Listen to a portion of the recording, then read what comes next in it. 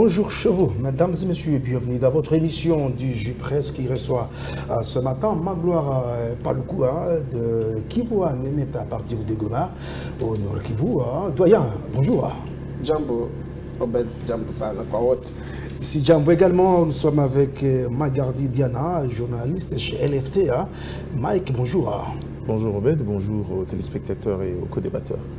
Et Félix Chiamala, journaliste chez Amen TV. Félix, bonjour. Bonjour Obed, bonjour à tous les fans de DigiPresse. Oui, nous allons décortiquer des thèmes ce matin. Nous allons rentrer à l'est de la République démocratique du Congo avec le massacre qui ont endeuillé l'agglomération d'Oicha, qui est le chef-lieu du territoire de Béni. C'est dans le Grand Nord et dans le Petit Nord. Les affrontements se poursuivent entre les Ouazalendo, les FARDC et le M23 RDF. On pourra également parler politique si on aura le temps par rapport à la Cour constitutionnelle qui devrait se prononcer sur les dossiers de certains candidats présidents de la République démocratique du Congo, donc à RDC. Magloire Paluku, vous avez couvert plusieurs guerres à l'est de la République démocratique du Congo. Depuis 2014, Oicha, qui est sur le territoire de Béni, n'avait pas connu un massacre de telle ampleur. Plus d'une trentaine de civils ont été massacrés non loin des camps militaires. Comment comprendre l'attaque d'Oicha au moment où on vante la mutualisation des forces FARDC et UPDF? Bon, en octobre 2014, quand il y a eu les premiers massacres, j'ai écrit une chanson, un poème, et je suis parti faire un reportage sur place. De 2014 à aujourd'hui, je fais même un documentaire, Tous contre les ADF, où j'ai rencontré des gens de la société civile, un certain Gangondi qui est devenu député provincial. Nous avons calculé le nombre de membres depuis 2014. Aujourd'hui, je ne sais pas si c'est à combien. Je vais paraphraser un gouverneur qui avait dit « Je ne suis pas un gouverneur de condoléances ». Ce qui se passe à Béni, on n'a plus de larmes pour pleurer. Chaque fois qu'il y a des larmes, c'est le sang. Il n'y a plus assez de place, même sur la terre, pour enterrer les gens. Il y a les âmes invisibles qu'on voit quand on parle de la spiritualité. Heureusement, mon confrère de Amen, tu vas comprendre. Les âmes qui pleurent, qui crient vengeance, entonnent des hymnes de révolte que nous n'écoutons pas. Tu sais, il peut y avoir beaucoup de gens tués que des vivants. Depuis 1985, on a refusé de raconter la vérité sur Béni. Qui a commencé à recruter les ADF Nalou? Les Nalou à l'époque, oui. Au rond-point de Béni, à l'époque de Moudou, c'était visible pour attaquer le régime de Museveni. Museveni a tout fait pour récupérer les Nalou, les mettre dans son gouvernement de son côté parce qu'avec Mobutu c'était dangereux. Les ADF sont restés. Jusqu'à aujourd'hui, ce pogrom, s'il ne finit pas, j'ai vu les gens se révolter. Kinshasa ne fait pas de condoléances, Kinshasa ne fait pas de condoléances, Kinshasa ne nous adresse pas, ne nous participe, ne compatit pas. Mais on ne va pas compatir pour nous. Nous devons nous révolter. Les groupes d'autodéfense, les groupes là de pression, la société civile, les alerteurs, les villageois eux-mêmes. À un moment donné, on a dit aux villageois à l'époque... Mais plutôt que la population a même alerté, c'est pourquoi certains commandants seraient accusés de nous arrêter également. Oui. Notre faute, c'est de croire que c'est l'armée qui pourra nous défendre contre les ADF. Les ADF, je me rappelle, lors du procès Mamadou. Qui pourra nous défendre selon vous? Oui, c'est nous-mêmes. Lors du procès Mamadou, on avait convoqué un monsieur de la MONUSCO qui devrait être, comment on appelle, il était accusé comme tout le monde. Renseignant. Renseignant. Et il a dit ceci, c'est quoi ces ADF? Des hypocrites, des fainéants qui ne peuvent pas attaquer l'armée en face, mais qui contournent. On a parlé de la guerre asymétrique, on a parlé de la guerre de défiance, on a parlé de la guerre pour humilier. Vous savez, chaque fois que Joseph Kabila était dans la région, on tuait. Chaque fois que le Premier ministre voulait aller là-bas, Matata, on tuait. Même les gens de Mbangou qui est sur terrain, on l'a défié également. Oui, bon. Oui. Alors, ce qui se passe à Béni, c'est ceci. Il y a une politique de dépeuplement des gens. Il y a une politique de contrôler le minerai rare, la richesse rare qui est là, qui est le cacao bio du Congo. La population doit changer sa façon de vivre. Nous devons absolument recréer la patrouille personnelle. Puisque les ADF, quand ils viennent défier. Ils tuent avec machette, avec où on laboure les gens. Ils ont créé la terreur et la population a peur au lieu qu'elle se prenne en charge. Non, la population n'a pas peur. S'il n'y avait pas cette population héroïque, héroïne de Béni, le territoire, ce qu'on appelait le triangle de la mort, serait déjà occupé par des étrangers. Mais il y a une population qui... Vous savez quand est-ce qu'on les tue? C'est quand est-ce qu'ils vont faire le champ en sachant qu'il y a un danger. Bien sûr. Si vous regardez mon documentaire, je marche 15 km sur une route très dangereuse et je rencontre deux garçons qui se disent « Nous savons qu'il y a des ADF. Les ADF sont peut-être toi et moi, puisque personne n'est ADF, on ne les connaît pas. » Alors, je demande à la population de Béni, comme on a toujours demandé, de nous constituer en autodéfense et ne pas attendre l'armée. L'armée, Tracy Chapman a toujours chanté, même aux États-Unis, l'armée et la police viennent toujours en retard. Ils viennent constater les morts, les massacres. C'est désolant.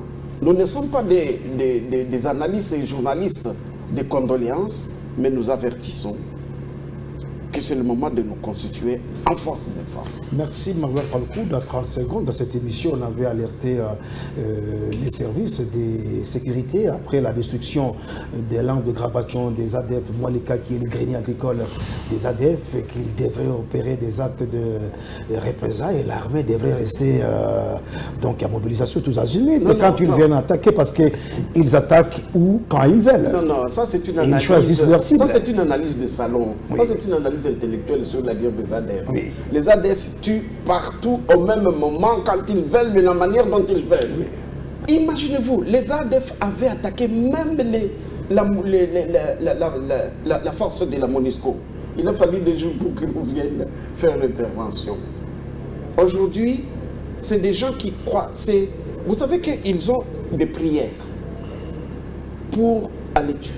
Ils ont des prières pour prendre le couteau, ils ont des prières pour égorger, ils ont des prières pour... Voilà. Ils endoctrinent même les enfants. C'est une guerre entre le Kafri, les non-croyants et les croyants. Il ne faut pas cacher ça.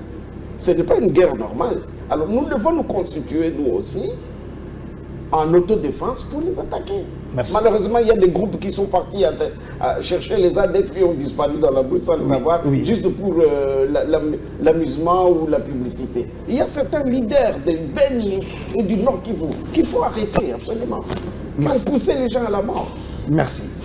Alors, Marc Gardidjana, vous êtes de LFT, hein, la cité de Richa a organisé même 2 jours de deuil national. Une trentaine de civils ont été massacrés depuis 2014, non loin de l'un des camps militaires de la place. Faut-il continuer avec la mutualisation dans la formule actuelle ou changer, sachant quand même Sahel et la France n'a pas réussi à vaincre les terroristes et que les Américains ont abandonné Afghanistan après 20 ans? Merci pour la question. Je crois que dans la guerre complexe de l'Est, il y a différentes ramifications, ça il faut le dire. Si on peut combattre ceux qui viennent pour des soucis, pour des raisons d'ordre économique, il y a ceux qui viennent pour des raisons de terre, et il y a aussi en interne, il faut reconnaître, de batailles à la fois communautaires, mais qui aujourd'hui se sont endoctrinés et ont pris d'autres proportions. C'est le cas des ADF. Je ne reviendrai pas sur les quelques éléments évoqués par Magloire Paloukou, mais à la question de savoir qu'est-ce qu'il faudra faire, je crois qu'à la limite du possible, je reste convaincu que s'il y a une dimension des négociations, parce que je fais partie des gens qui estiment que dans le contexte congolais, le dialogue est un mécanisme de gestion. S'il y a lieu de pouvoir discuter, c'est dans ces genres d'orientation, pas dans le but d'annuler la responsabilité des uns et des autres, néanmoins d'élever les équivoques, permettre aux gens de les définir. Vous savez, même Magloire Paloukou qui a la maîtrise ici aujourd'hui. Mais il ne revendique rien, les terroristes à dire ça. Exactement. Ça veut dire qu'aujourd'hui, on est en face d'une force qui est partie, à la limite, pour des raisons qu'on connaissait à la limite politique. Jusqu'aujourd'hui, c'est devenu un groupe hybride, sans revendication. Tu es devenu un modèle économique, est devenu un principe, à la limite, c'est devenu une religion. À ces niveaux-là, est-ce qu'on est obligé d'aller dans l'approche belliqueuse pour pouvoir résoudre? Je crois que s'il y a lieu d'ouvrir ce qu'on appelle de vrais dialogues d'ordre communautaire en interne pour éluder les questions, la question des ADF en font partie. Mais en attendant, je crois que je pousserai l'avis de Magloire Paloukou, il faudra qu'à ces niveaux-là, au niveau de la société, que les gens s'organisent pour pouvoir contrer. Parce que, mais je crois aussi qu'au-delà de la responsabilité sociétale qu'on peut évoquer ici, l'État a une grande responsabilité. Et quand je parle de l'État, je parle de l'intérieur. Au lieu que le ministre de l'Intérieur se permette d'aller toucher à des problèmes conjoncturels qui, parfois, à la limite, n'ont pas sa responsabilité. La dernière fois, je l'ai vu en train de réguler la route, la circulation sur la route. Parfois, je me suis dit, bon... Mais il prêche par l'exemple, le patron de l'Intérieur. C'est lui le patron de la police, allez-y. Vous savez, cette émission à caractère pédagogique, il ne faut pas nous pousser à aller dire certaines histoires. La pédagogie, ce n'est pas aller réguler la route parce qu'il n'est ni compétent, ni qualifié pour ça. C'est toute une science, c'est tout un métier. Les gens qui le font ont appris. Lui, il a appris où il vient à peine d'arriver. Ce n'est pas parce qu'on est ministre de l'Intérieur qu'on maîtrise d'emblée, par enchantement, les béabas d'un métier. C'est du populisme, c'est pour des raisons de campagne, on le connaît. Il faut éviter ces histoires-là. Il y a le Congo a des problèmes structurels. J'ai l'habitude aussi de dire, je crois que nous sommes... Il y a un moment où, quand on est un État qui fait l'objet d'un plan de balkanisation, parce que moi j'ai déjà discuté avec beaucoup de gens, surtout les expatriés, qui n'ont pas honte de vous dire que le Congo est beaucoup trop grand pour laisser aux Congolais. La meilleure façon de gérer le Congo, ça serait la solution du Soudan. Les séparer, l'éclater en quelques partitions pour éviter et résoudre le problème qui existe. Mais je sais qu'ils ont tout faux, mais la bêtise congolaise commence à prendre les pas qu'à un certain moment, ça sème du doute. La question des ADF, je crois que ça fait partie des problèmes structurels de sécurité dans la partie Est. Et je crois qu'il y a lieu aujourd'hui. On a la chance d'avoir le ministère de l'Intérieur, le ministre de la... c'est encore de l'intégration régionale. Je crois qu'à ce niveau ici, il faut mettre ensemble les intelligences, essayer de résoudre ces problèmes. Parce que le danger, c'est ce genre d'éléments qui servent de base arrière pour ceux qui viennent avec des intentions malveillantes. Aujourd'hui, si on nous impose la dynamique d'aller vers le terrorisme, c'est les ADF. Aujourd'hui, si on a donné une connotation terroriste dans la question de l'Est, les ADF, c'est-à-dire c'est des gens qui veulent constituer un proton-État, ils revendiquent quoi, on ne sait pas, au nom de quoi, au nom d'une certaine religion, d'autre part, c'est devenu presque des rituels. Or, si on laisse cette orientation-là, c'est un danger. C'est-à-dire tous ceux qui viennent dans l'idée, soit pour des terres, soit pour des besoins économiques, qui continue à se exactement, c'est le cancer qui risque de produire d'autres maladies, c'est-à-dire qui risque de mettre en mal et permettre même à ceux qui ne jurent que par l'éclatement de la RDC, s'en servir pour pouvoir justifier. Parce que, regardez la plupart des amis, qu'est-ce qu'ils disent? Ils disent, bon, écoute, quand vous parlez du Congo, eux-mêmes, ils ne sont pas capables de s'entendre. Aujourd'hui, il y a des batailles communautaires que l'État ne sait pas résoudre, alors que dans le fond, nous savons qu'il y a eu beaucoup de la manipulation, mais une manipulation qui a pris racine, qui est devenue presque un principe de vie pour certains, et certains se sont endoctrinés et sont allés un peu plus loin. Je crois que s'il y a lieu, le ministère de l'Intérieur, c'est là où il y a du travail. Et il n'y a pas que les ADF. Dans la multitude de groupes armés, dans la partie Est, beaucoup sont dans ces contextes-là. C'est des gens qui viennent pas de revendications, mais qui commencent à la limite près, pour des raisons de modèle économique, servir de base arrière à ceux qui viennent dans l'idée. Donc peut-on dire que les ADF ont défié les FARDC UPDF à Bini? Défier, ça, c'est ce qu'ils font depuis toujours, à mon humble avis. À ce que je sache, jusqu'à aujourd'hui, les ADF continuent à défier l'ordre établi, l'ordre de l'État, mais aussi parfois, c'est par le souci de se positionner comme, en fait, le groupe éclairé ont souvent tendance aussi à aller à l'encontre des idéaux des autres groupes, à la limite après dont on connaît les revendications, on connaît pourquoi il existe, mais ce souci-là dans le terrorisme de pouvoir prendre le pôle position, à la limite on ne sait pas exactement qu'est-ce qu'ils veulent, où ils sont. Défier les autres groupes armés, c'est logique, on comprendrait, mais défier l'État, ça ne peut pas durer éternellement. Je crois qu'aujourd'hui, ça fait partie des questions structurelles. Si on en prend pas garde, c'est même la culture de la jeunesse qui est détruite. S'il y a des gens aujourd'hui qui font de l'Est de la RDC un espace vert pour l'endoctrinement terroriste et militaire, c'est justement ce que les ADF font depuis quelques années maintenant, et je crois que ce qu'ils s'apprêtent à continuer à faire. Et ça, je crois qu'à la limite près, il faudra qu'on produise une intelligence pour pouvoir stopper cet élan-là, parce qu'il est préférable d'être en face d'un démon qu'on connaît qu'un ange qu'on ne maîtrise pas. Alors, dans 30 secondes après l'accalmie de quelques mois, quelques semaines, pourquoi les services n'ont pas pu anticiper? Je suis d'avis de ceux qui disent qu'en République démocratique du Congo, le service le mieux organisé, c'est le service de sécurité et de défense. On se mettrait d'accord. Mais il vous souviendra qu'aujourd'hui, dans les services de renseignement, il y a une part de réalité et une part de vérité. On peut connaître la vérité sans pour autant voir le moyen de sa politique pour pouvoir aller jusqu'au bout et éradiquer cette vérité-là. Il faudra qu'on ne se voile pas la face. Aujourd'hui, on a beaucoup de problèmes structurels au niveau de l'État pour pouvoir résoudre certains problèmes dont les informations sont à notre possession. Et c'est là où je dis qu'à ce niveau ici, la question de l'Est, il faudra éviter d'externaliser seulement. Il y a l'approche extérieure, oui, mais il y a une approche interne qui reste une vérité. Il ne faudra pas qu'on se focalise seulement sur l'approche extérieure. On dit, bon, écoute, le M23 et le reste, ok, basta. Mais après avoir résolu le problème du M23, on risque d'avoir un problème encore interne plus grave. Je pense que pour moi, l'action à ces niveaux-là doit être unique, doit être intégrale. Il faut qu'on essaye de combattre la question de l'insécurité dans les différentes approches.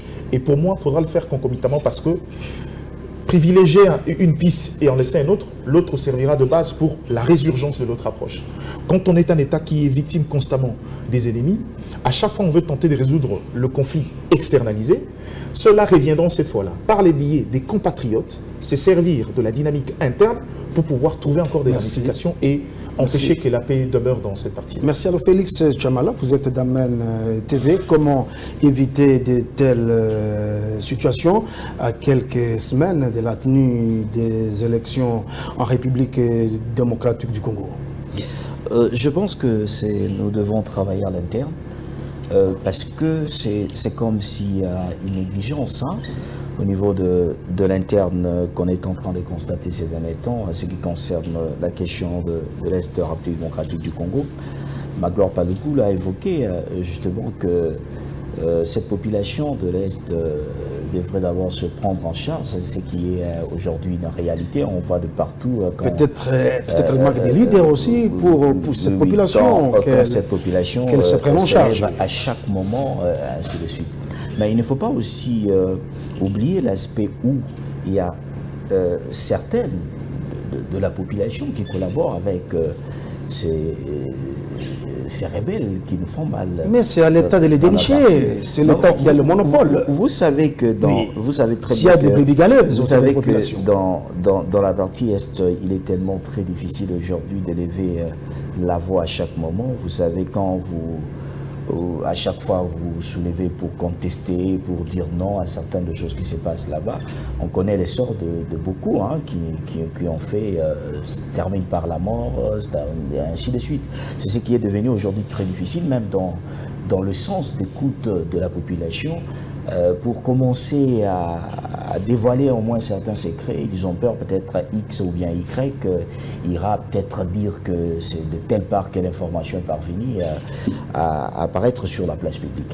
Aujourd'hui, nous avons un gouvernement, je pense qu'on a inventé un peu aujourd'hui avec le budget mis en place pour notre armée, mais un milliard pour refonder les systèmes de défense en RDC. Oui, on arrive. Est-ce que c'est encore sur papier ou comment? On n'arrive pas tellement à sentir. Je pense que c'était peut-être de chiffres pour faire plaisir à la population, mais on n'arrive pas à. Mais il y a plus de 40 000 hommes qui sont en pleine formation, vous le savez. Il y a de nos services, Diane l'a dit, pourquoi ils n'arrivent pas à terminer les missions au moment, c'est parce que le moyen, pour trouver le moyen, ça devient très difficile. On peut avoir des informations, on peut avoir de canaux comment détecter, attraper l'ennemi, mais le moyen... Alors, Félix Chamala, Tazine guerre asymétrique, une question qui me vient en tête. Faut-il aligner des milliers d'hommes pour défaire l'ennemi? Et où en est-on avec la brigade canine qui était formée en combat de jungle? Moi, je pense qu'aligner de milliers de personnes pour faire la guerre dans la partie est, ce n'est pas ce qui est essentiel. On peut aligner des milliers de personnes quand on n'a pas de stratégie, des techniques, de moyens mis à la disposition pour faire ce qui est mieux. Vous allez trouver que ça sera nul. L'essentiel est que nous devons travailler à l'interne. À l'interne, c'est quoi? On nous a montré la brigade qui était là. On attend jusqu'aujourd'hui. Est-ce qu'on sent cette brigade sur on attend jusqu'aujourd'hui sa disposition. Peut-être que cette brigade a fait la marche à Kinshasa, peut-être pour d'autres intérêts, ainsi de suite.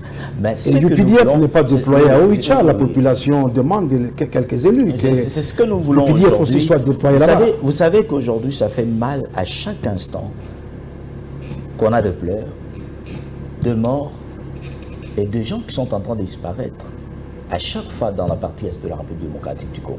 Ça fait mal. Ça arrive même à un moment que ces gens-là sont fatigués. Magloire était trop fort. Il y a des armes il y a des armes.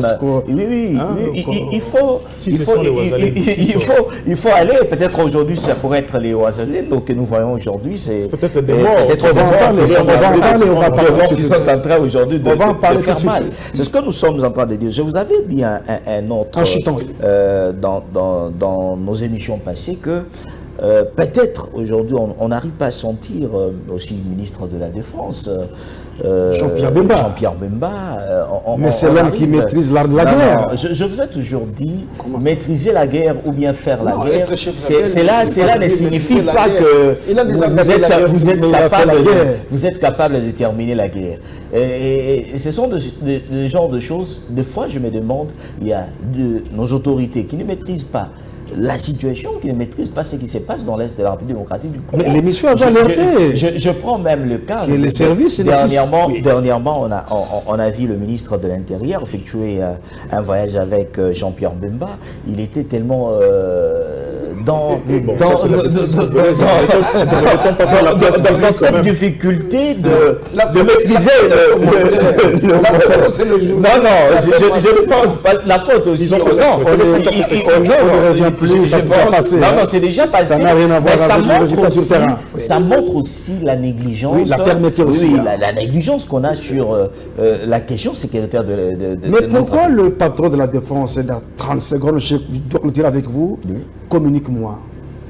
Non, parce qu'il n'a rien à communiquer. Non, c'est parce qu'il est ministre. C'est parce que si l'armée est la grande muette, mais la guerre est aussi communicationnelle, même si la comparaison n'est pas raison. À l'époque de Chikes Diemou, à l'époque de Laurent Kunda, on sentait le ministre sur le terrain et qui communiquait.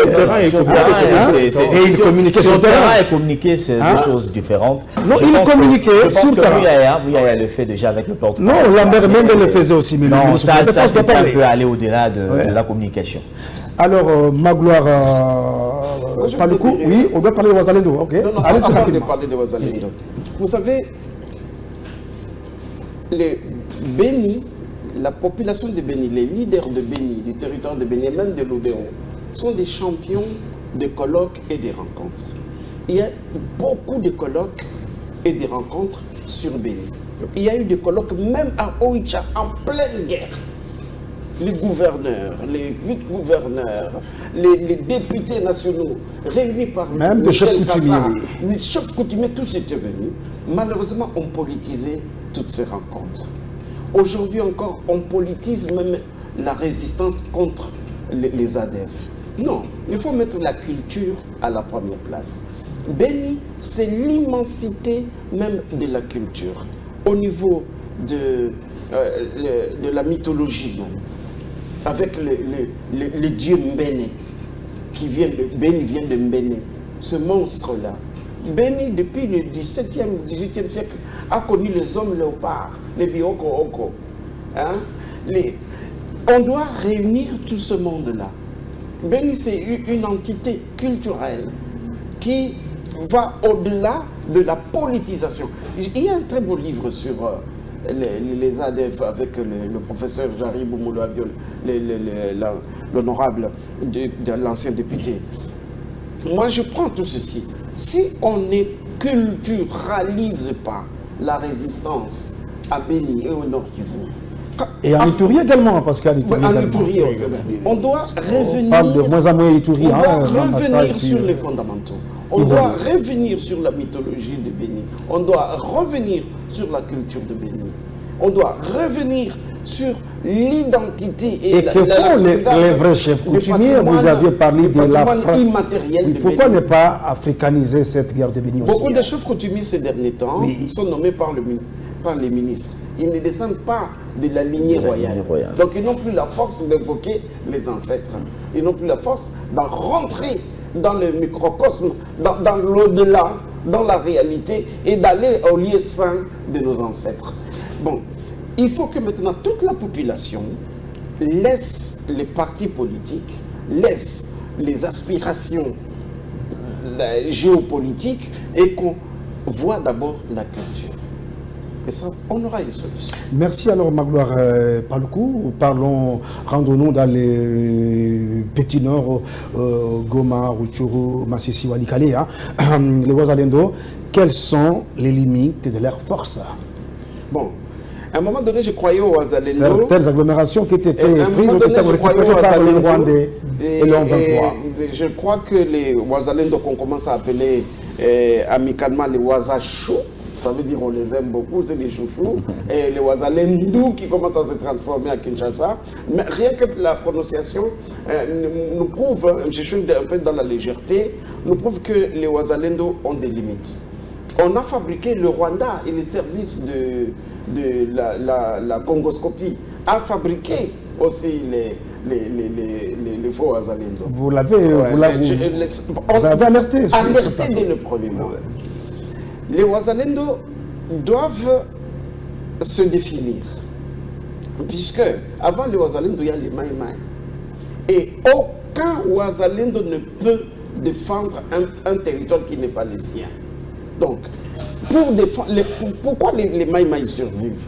Les Mai Mai, c'est la défense de la contrée, la défense de mon village, la défense de notre colline, la défense de notre communauté.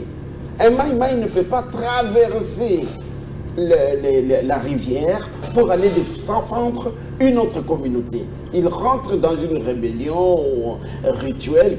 Pourquoi je le dis? Parce que les Mai Mai vont avec des fétiches. Les Mai Mai, ils vont avec des courages. Est-ce que les vrais Mai Mai existent encore ou des petits bandits? Si, il y a des gens vulnérables, vous tirez sur lui. Est-ce que ce n'est pas psychologique, Magloire, et vous qui avez couvert la guerre? Ok, c'est psychologique comme chez les Grecs. Alors. Mais c'est la même chose, c'est psychosomatique comme chez les Romains. Moi, je crois à notre mythologie. J'ai vu ici à Moanda le temple du roi Maneti, qui avait fait exploser le bateau des négriers. Et quand vous allez à Moanda, vous trouverez le temple de Maneti et les chaînes des négriers au XVIIe siècle. Alors, aujourd'hui, les Wazalendo, chez nous, doivent être ramenés dans la philosophie des Mai Mai. Il ne faut pas ramener les Wazalendo au niveau de réservistes de l'armée. Non, ils vont jouer du voyou. Mais si on les ramène au niveau des Mai Mai, ça veut dire chacun protège son village. C'est dire pourquoi. Vous voyez ce qui s'est passé à Kichanga.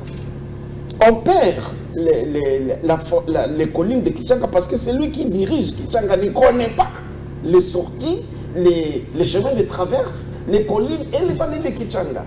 Quelqu'un qui est à Bunagana, s'il n'est pas de Bunagana, ne peut pas savoir que quand vous venez de là, vous allez passer dans la brousse de la léproserie, vous irez du côté de la forêt.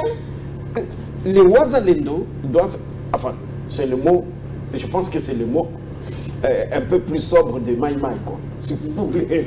C'est le mot accepté par le gouvernement de Maï Maï. Ne détruisons pas les Ouazalendo, mais ramenons les Ouazalendo, chacun dans son milieu naturel. S'il commence à venir faire l'aventure à Goma, le Rwanda va fabriquer les mêmes Ouazalendo qui vont foutre du boucan pour qu'on attaque Goma. Et qu'est-ce qui a expliqué la reprise de certaines agglomérations reprises par les Ouazalendo? Je vous dis ceci, quand on fait la guerre, et à qui tombe la responsabilité? Parce que vous savez, malgré pas le coup, les Ouazalendo demandaient au gouvernement d'occuper les zones libérées. Alors, je ne suis pas expert militaire, mais je vais vous raconter ce que j'ai vu. Oui. Quand on est ici à Gombe, on est sur la route de, je sais pas, d'une avenue la plus célèbre qui est écrite sur des bouteilles que les gens aiment bien prendre. Et nous sommes sur le flambeau, n'est-ce pas? Oui. On crée le mouvement de Ouazalendo ici. On frappe le M23. Le M23 fuit, va sur Kassavubu. Nous restons ici, n'est-ce pas? Nous poursuivons le M23 jusqu'à Kassavubu. Les M23 vont jusqu'à Kaouka. Nous le poursuivons. Mais nous laissons une distance de 15 km vide. Il faut à ce moment, l'armée classique fait quoi? On amène la police pour encadrer cette place. Ils n'ont pas la place, ils n'ont pas... Alors, quand vous chantez des victoires, les M23 partent. Les vrais tacticiens vous disent, bon ok, on les laisse chanter. On les laisse se leurrer. Et ils vous contournent. Ils viennent là où vous avez laissé très peu de militaires. De base arrière. Vous êtes en train de poursuivre les M23, oui. Ils vous récupèrent. Et puis vous allez revenir comme ça. Ils ont fait les équipes avancées. Donc, les Ouazalendo protègent la colline. Il y a les Ouazalendo de l'avenue Flambeau, les Ouazalendo du groupe L'Avenir ici, les Ouazalendo de Selembao. De Selembao, les Ouazalendo de Batete là. C'est chaque coin qui protège. Mais est-ce que ce n'est pas aussi une bombe à retardement? Non, du tout. Nous sommes tous Ouazalendo. Ça veut dire, moi quand tu vis dans mon village, je suis là, je suis armé, je te tue. C'est quoi? Je défends la tombe de mon père. On ne fait pas l'apologie de la violence. Non, je ne fais pas l'apologie de la violence. Je dis, si tu es rwandais... Il y a une part de choses entre la violence et l'autodéfense. C'est l'autodéfense. Je défends ma colline. Tu ne peux pas venir prendre mes hébères chez moi. Tu viens, tu t'installes. Là, moi, je quitte Kinshasa, je viens t'attaquer. Et je reste dans la plantation de mon père. Merci, merci Magloire Paloukou. Alors, Marc Gardi Diana, vous avez suivi avec nous la poursuite de l'actualité au niveau du Petit Nord. Faut-il craindre l'essoufflement ou l'infiltration par le Rwanda? Merci pour la question. La duplication de forces pour s'aimer la zizanie fait partie de la stratégie militaire, c'est pas pour rien. Il y a toujours eu des fractions créées pour créer la distraction ou encore s'aimer un peu la zizanie. Ça, c'est une vérité de fait. Et à ces niveaux-là, logiquement, on peut craindre, mais à une certaine proportion. Je crois que je suis beaucoup plus resté dans la réflexion de Magloire Paloukou, qui pour moi semble être plausible dans le sens où il ne faudra pas donner une connotation large à ces mouvements au risque d'exposer ses limites et ses faiblesses. C'est vrai, aujourd'hui on parle, on dit ce sont de patriotes qui se débrouillent avec les moyens de bord, même si les États-Unis disent qu'ils sont suffisamment armés jusqu'aux dents, ils frappent chirurgicalement, il y a forcément une force obscure qui soutient, mais dans la mesure où c'est un sorcier des Lumières qui nous permet de récupérer le terre, c'est pas un problème. Mais je crois que si on a pris la dimension, parce que restons dans la pro-sémantique, c'est vrai que la logique des Maï-Maï, c'est dans la dimension de terroir, comme on dit. La dimension territoriale et de la responsabilité de l'État. Je crois l'avoir déjà évoqué ici. Dans les principes, seul l'État a le monopole de la violence et ne partage ses prérogatives avec personne, sauf l'État peut sous-traiter par la notion des réservistes ou encore par des mercenaires qu'on peut faire venir pour répondre à un besoin précis avec des intérêts en contrepartie. Mais dans le contexte ici, c'est un sursaut patriotique. C'est une force abstraite, née d'une volonté, je ne sais pas moi, d'une communauté, d'un individu, on ne sait pas, parce qu'il y a toujours un leader qui impulse une force. Mais après que ça sera quelqu'un ou un leader qui après deviendra gourmand, va réclamer des choses. Ça, c'est possible. Mais je crois que le danger que ces groupes peuvent constituer reste quand même assez faible. Mais l'essentiel, qu'on chasse d'abord... C'est ce que je dis, je suis d'accord avec vous. Pas les agresseurs. Il faut éviter la politique de ôte-toi que j'y m'y mette. C'est-à-dire la politique de on combat d'abord et puis on verra après. Ça, c'est la stratégie de l'opposition. Généralement, à la fin, la gestion des ambitions à long terme pose problème. Donc, en gros, je crois que dans la stratégie, ça peut être... pour moi, c'est une stratégie faisable. Mais la crainte, c'est aurons-nous la même détermination dans les différentes communautés? C'est ça le problème.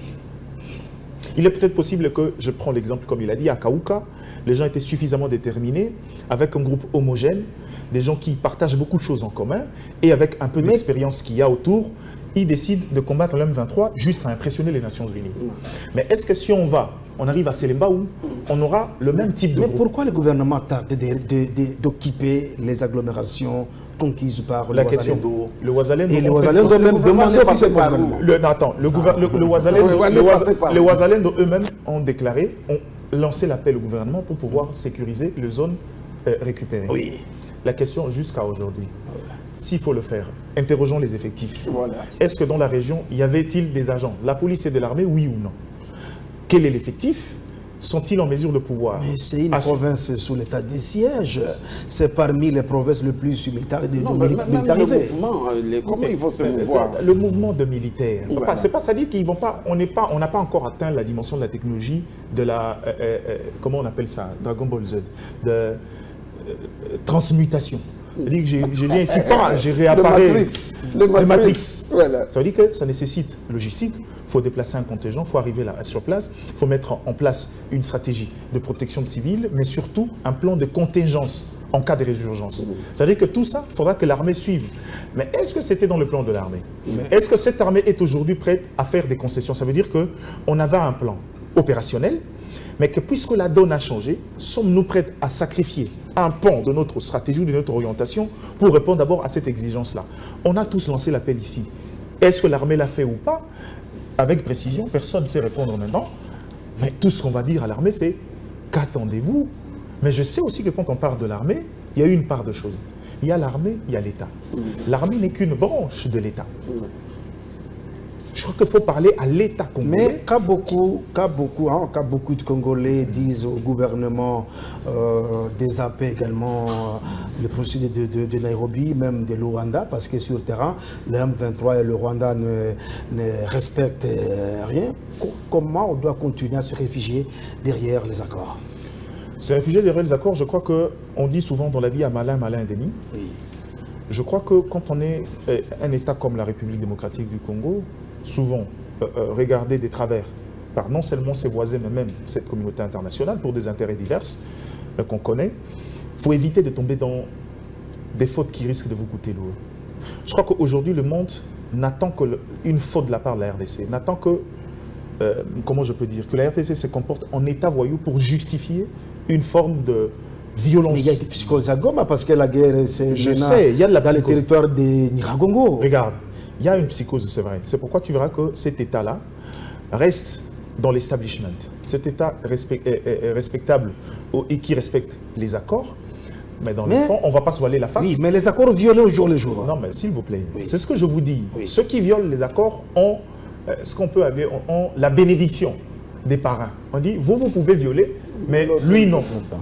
Le jour où on commet l'erreur de tomber dans certains cas, vous verrez qu'on va donner la Libye à tous ces gens-là. On risque de voir le M23 multiplier de force. On vous dira non, parce que déjà, bon, je vous donne un exemple. Vous n'avez pas lu le communiqué des Nations Unies.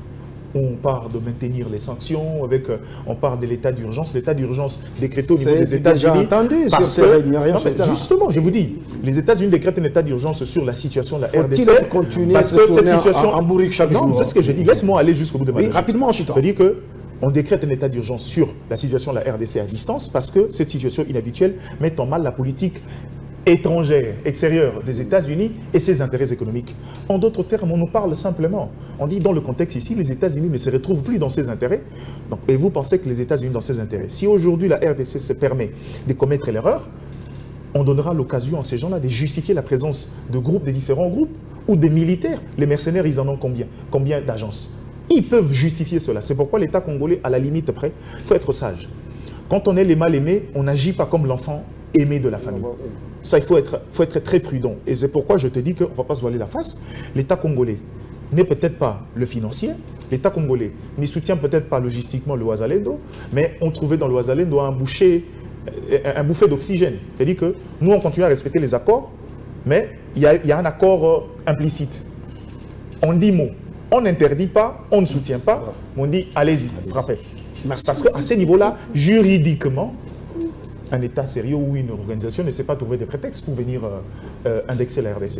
Il faudra faire attention. Merci alors Félix Chamala. Pourquoi l'EAC appelle au cessez-le-feu quand la RDC attaque et jamais quand la M23 attaque? Bon, vous devrez comprendre certaines choses. Vous avez toujours dit sur ce plateau, parler de l'EAC, souvent ça fait mal aux Congolais de parler de cette communauté où ce parrain... Il faut l'appeler nébuleuse. C'est une bonne idée pour la République démocratique du Congo.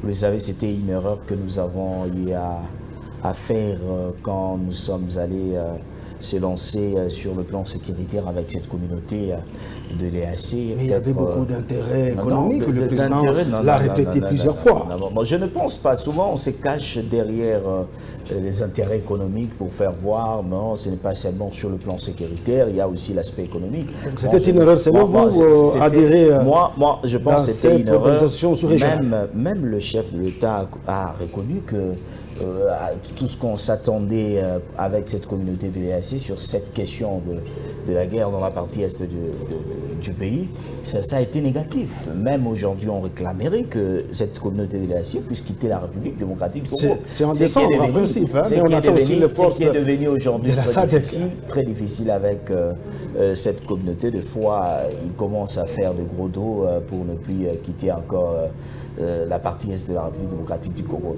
Je pense qu'il est aujourd'hui temps, parce qu'on parle de Ouazalendo, ce sont d'abord, ils se disent de Congolais qui veulent au moins faire partir le mouvement M23. Bon, je pense que si ils les font dans le bon sens, ils ont le soutien des Congolais parce qu'ils sont en train de faire un travail, en train de faire quitter le M23 sur le territoire congolais.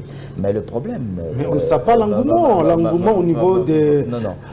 au niveau du pays pour soutenir... Je pense qu'ils n'ont reçu...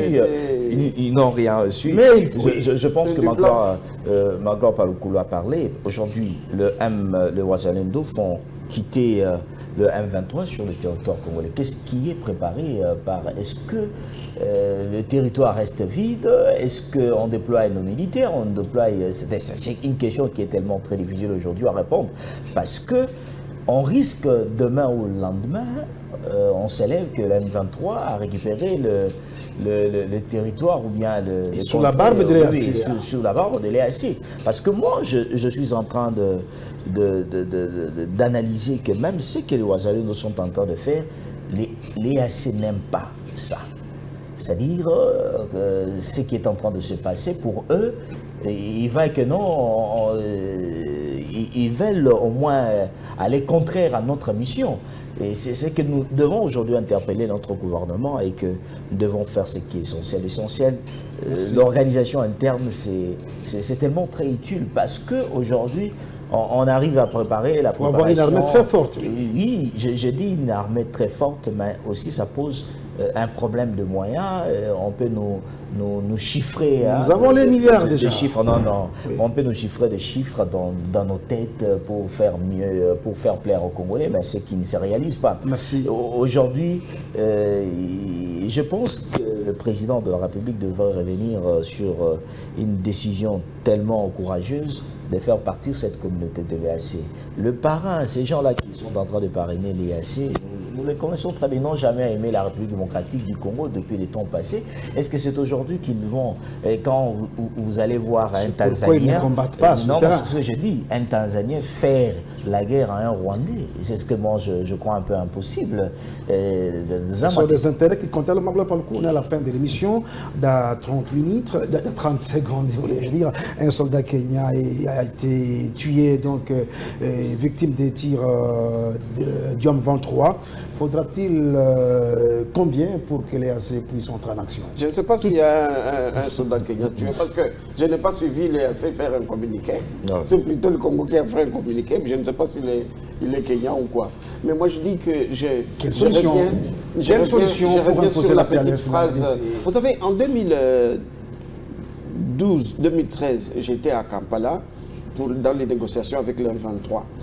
Et c'est le camp M23 qui demandait qu'on entre dans l'East African Community et qui est 2 chefs d'état-major au Congo.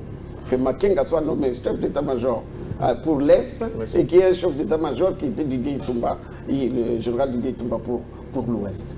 Le président de la séance, l'abbé Malumalu de mémoire, avait dit que c'est une vaste blague. On avait refusé ça dans les négociations de Kampala. En revenant ici, la présidente de la Tanzanie a dit en Kiswahili, nous ne sommes pas venus combattre le M23. Elle l'a dit. Le président de la... Le président Burundi aussi. Non, alors bon, cela doit plus nous réveiller. Mais c'est le moment de sensibiliser notre population à rester résiliente. Et moi, je fais confiance toujours à la population de l'Est. Vous savez, s'il n'y avait pas les Baoundés, s'il n'y avait pas les Hutus, s'il n'y avait pas les Nandés, les Tutsis, certains Tutsis, s'il n'y avait pas les Batembo, s'il n'y avait pas les Banyanga, pour résister contre le M23, contre le Rwanda, le pays serait déjà utilisé autrement. Et ce peuple-là, qui est plus fort que notre armée. Notre armée est là pour surveiller nos frontières. Mais à l'intérieur du territoire, ce n'est plus l'armée. C'est ça la définition de l'armée, je pense. C'est la police qui surveille à l'intérieur. Mais l'armée surveille les frontières. Oui, que notre armée rentre... Le ministre Kazadi a parlé de l'arrôlement, du recrutement des nouveaux policiers. Je refuse qu'on politise la résistance populaire. Elle existe sans même qu'on... C'est dans le... Nous sommes... Vous savez, nous sommes Zaïrois. Hein? Et Mobutu nous a laissé avec cette dignité d'être Zaïrois. Et nous sommes devenus Congolais parce que c'est notre nom d'éthique. Mais d'essence. Alors, aujourd'hui, pour que les Ouazalendo, pour qu'on termine la guerre, pour qu'on termine le M23, qu'on sorte de ce capharnaüm qui règne, je reprends un mot très dangereux qui m'a fait ramasser beaucoup de pierres. À côté de la guerre, il y a les négociations. On ne négocie pas avec les ADF qu'on ne connaît pas, mais on négocie avec Bertrand Bisimwa, président du M23, qui est congolais comme moi. Le président était catégorique à New York, vous le savez. Je ne m'oppose pas à mon chef de l'État que je connais, pour qui je vais voter. Oui. Bon, mais je dis ceci. La campagne n'a pas encore commencé. On ne parle pas de campagne. Tu veux m'opposer à mon chef de l'État pour qui je vais voter, mais je dis pour finir la guerre à l'Est, à côté des armes, il y a les négociations. Alors, Marc Gardi Diana, quelle solution pour imposer la paix à Béni, en Ituri, à l'Est de la RDC en général, rapidement? Je crois que cette solution, ça fait 10 fois que je le dis, je veux le redire encore, c'est l'option militaire. En des termes simples. Je crois avoir fini. Félix Chamala, la même question. Je pense que c'est... Je vous donnerai la même réponse avec... Et le général Chioué vous suit à ce moment. Moi, je pense que... Est-ce que vous le sentez sur le terrain, le nouveau patron de l'armée? Chioué devrait encore faire un grand travail. Je pense que... Je le sens trop quand il parle. Vous sentez que c'est un homme déterminé, un homme qui veut le changement. Mais on ne le sent pas sur le terrain. Ce qui est en train de se faire... sur terrain, ce n'est que d'autres choses. Et aussi, mais ce n'est pas un match de football, vous le savez aussi, c'est la guerre.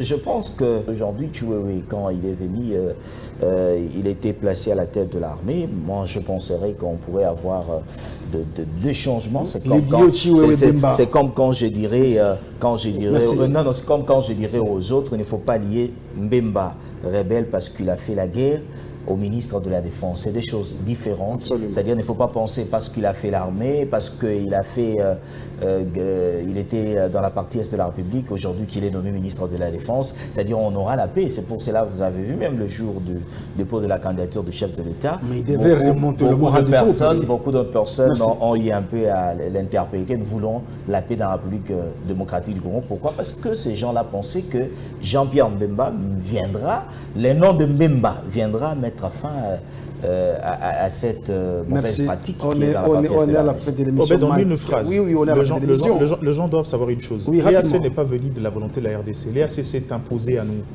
Parce qu'on a signé cet accord. L'EAC s'est imposé à nous. Parce qu'on a signé son accord. Est-ce qu'on aura la force de la faire retourner? C'était une erreur, oui. Mais aujourd'hui, les gens qui nous suivent, la RDC n'a pas un problème d'armement. Je vous le dis ici. Ce n'est pas ça le problème. Le problème, c'est qu'en interne, on s'organise militairement. Je crois que, vous savez, la prière que je suis en train de faire maintenant, c'est quoi? Oui. C'est que, vous voyez, la mise en garde de Lutundu, là, que les M23 lancent une grenade, qui tue personne, mais qui tombe seulement, qui explose. Moi, je trouve ça méchant. Je ne vois pas la différence entre un habitant de Goma et un habitant de Rutshuru. À ce niveau, d'ailleurs, les habitants de Rutshuru sont ceux qui habitent à Goma. Exactement. Si on entre là-bas, qu'on dise, quand une balle tombe à Goma, non, il n'y a pas de différence entre la population.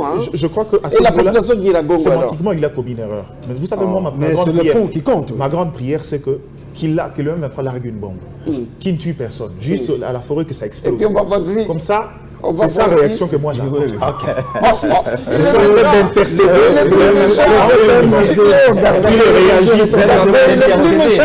J'ai envie de voir cette réaction-là, parce que cette réaction-là, pour moi, déterminera ma foi. On a tiré sur notre avion, il y a une heureusement, Nico Faye n'est pas là, il vous réussit autant. Mais je crois que moi, j'ai envie, vous n'avez aucune idée, j'ai envie de voir cette réaction. Parce que dans la sémantique, c'est un peu discriminatoire de dire que vous pouvez toucher à Goma, mais en attendant, toucher à Rutshuru. Sémantiquement, c'est méchant. Ce que j'attends, mais ce n'est pas ce qu'il voulait dire. Moi, je comprends la sémantique. Ce qu'il voulait dire, c'est quoi? C'est qu'on a signé un cessez-le-feu, vous restez dans une zone en attendant qu'on trouve une solution. Mais ne vous permettez pas de progresser pour aller occuper Goma. Si vous tentez cette initiative-là, nous allons riposter différemment, mais malheureusement, dans le sémantique, la communication peut avoir ses travers. Merci. Ici, moi, j'intercède matin et soir. Merci. Que ça tombe, même dans l'eau. Merci. On est à la fin de l'émission du J Presse receveur Magoulak Paloukou de Kivouane, Magardi Diana Delefte et puis Félix Tchamala d'Amen TV. Nous disons merci beaucoup à notre confrère Nikes Kibelbel du journal des coulisses qui nous aide Bonjour Nikes Kibelbel. À préparer cette émission. Merci beaucoup également à d'autres confrères qui nous aident également. Et retrouvez cette émission à rediffusion à 23h45 et samedi à 9h40 et 16h45 et dimanche à 9h30 et à la radio Digital Congo sur les 6.5 samedi et dimanche, mais également à Bénia sur la radio télé Graben Beni et RTGB. Bonne journée chez vous, accompagné de votre chaîne.